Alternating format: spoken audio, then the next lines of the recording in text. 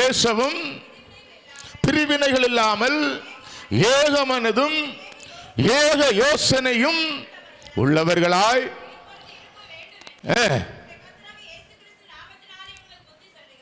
யாரு புத்தி சொல்றது? யார் புத்தி சொல்றது? ஆமென். அப்போஸ்தலனாகிய பவுல் கொரிந்தியருக்கு எழுதும்போது அவன் சொல்லுகிறான், ஒரு அல்லேலூயா சொல்லுங்க. ஒரே காரியத்தை பேசணும். புத்தி உள்ள ஆராதனை ஆராதிக்கிற தேவ சபையே உள்ள ஒன்று வெளியில ஒன்னா,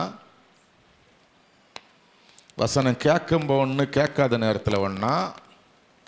புத்தியுள்ள ஆராதனை நான் நீயும் ஆராதிக்கிறோமா? ஹல்லேலூயா.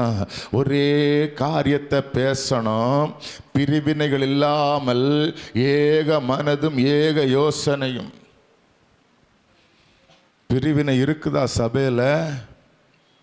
என் அன்பு தேவ பிள்ளையே, என் அன்பு தேவ ஜனமே, ஒரு மனம் இருக்கிறதா சபையில்? ஐக்கியம் இருக்கிறதா சபையில்? ஒற்றுமை இருக்கிறதா சபையில்? ஒரு புத்தியுள்ள ஆராதனை ஆராதிக்கிறோமா சபையில்?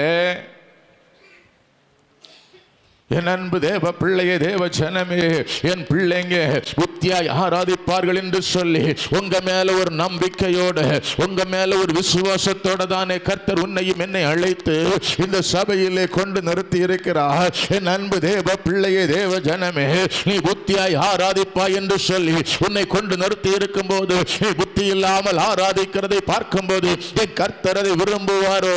அதனாலதான் கர்த்தருடைய ஆலோசனையில் கடந்து வந்திருக்கிறதான தேவ மனிதனாகிய அப்போஸ்தலனாகிய பவுல் கொரிந்தியருக்கு எழுதும்போது சொல்லுகிறார், நீ ஒரு புத்தியுள்ள ஆராதனை ஆராதிக்க வேண்டும். நீ புத்தியுள்ள ஆராதனை ஆராதிக்க வேண்டுமேயானால் நீ ஒரே காரியத்தை பேசணும்.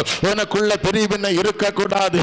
ஏக மனம் இருக்கணும், ஏக சிந்தை இருக்கணும், சீர் பொருந்து இருக்கணும். நம்முடைய கர்த்தராகிய இயேசு கிறிஸ்துவின் நாமத்தினாலே நான் உங்களுக்கு சொல்லுகிறேன் என்று சொல்லி அப்போஸ்தலனாகிய பவுல் நமக்கு கற்றுக் கொடுக்கிறார்.